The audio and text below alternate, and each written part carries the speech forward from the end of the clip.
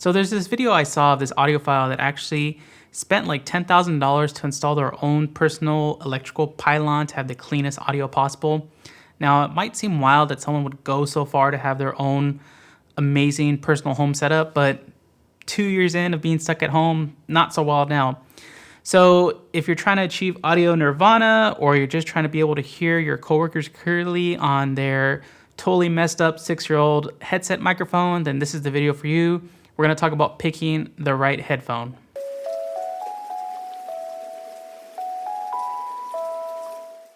All right, so the usual spill, any of the brands or products I talk about here, they didn't sponsor this video. This is just my own personal opinion.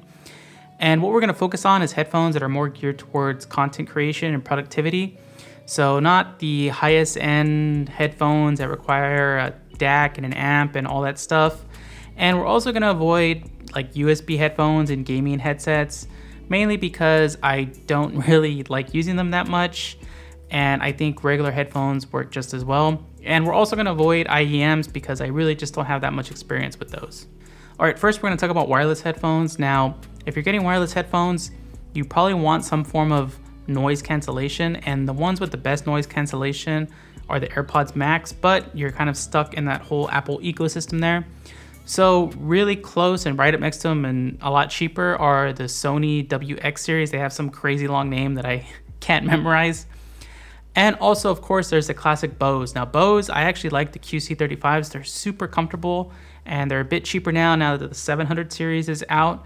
So it really varies between what OS or system you're using, but Sony and Bose are really good choices, and a lot of times you can find them on sale or some crazy deals out of nowhere.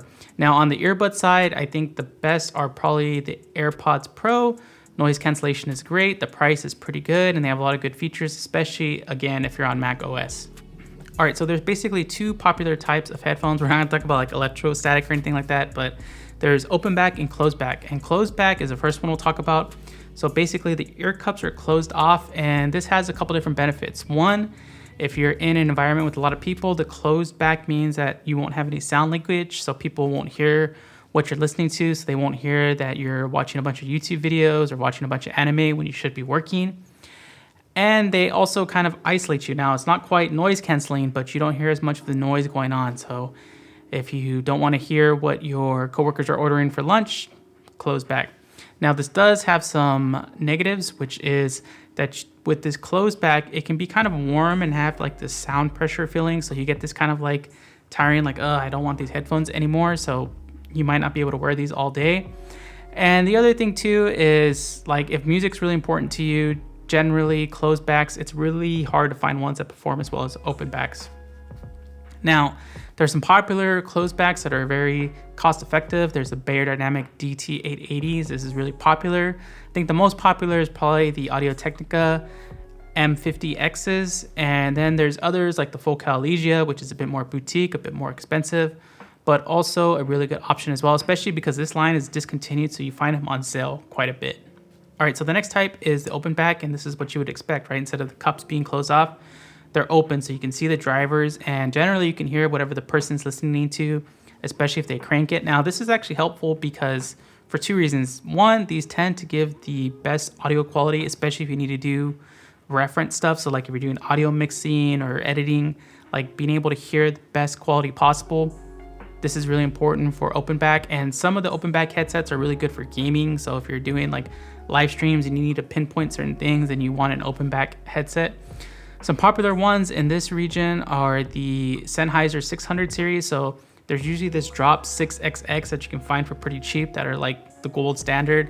Then of course there's the DT 990s, which are really good for reference and audio mixing. And there's a ton of open backs really. There's really like, you can't go wrong with these. Audio-Technica has some too. These can get really expensive as well, but yeah, they're really good and easy to use. And if you need to have like this pinpoint accuracy, and also if you want to hear what's going on around you, open backs are really helpful.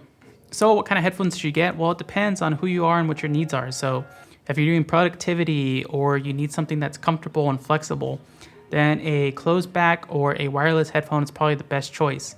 If you're doing something that's content creation related, like you really need good audio, you need to hear your mixes clear and crisp, then open back is probably the best bet. Like I said, if you're doing gaming content, you probably also need to be able to hear things in the game clearly, like positioning, where shots are coming from. So in that case, you're gonna want really good open back headphones. It really depends on who you are and what your needs are, but make sure to try and test them out and see if they're comfortable. Also with XSplit Broadcaster, you can actually set the audio preview mode to output to your headphones, and you can hear what your mix is like if you're recording or streaming. It's really good to check things in advance and make sure that the mix is right before setting an output and being like, can you hear me? Can you not? Anyway, let me know, like, do you have your own dream pair of headphones that you're looking for? Or what's the best or worst headphones you've ever tried out? Let me know in the comments. Give a like if this was helpful, and subscribe for more ways to spend way too much money on headphones. All right, thanks everyone. See you next time.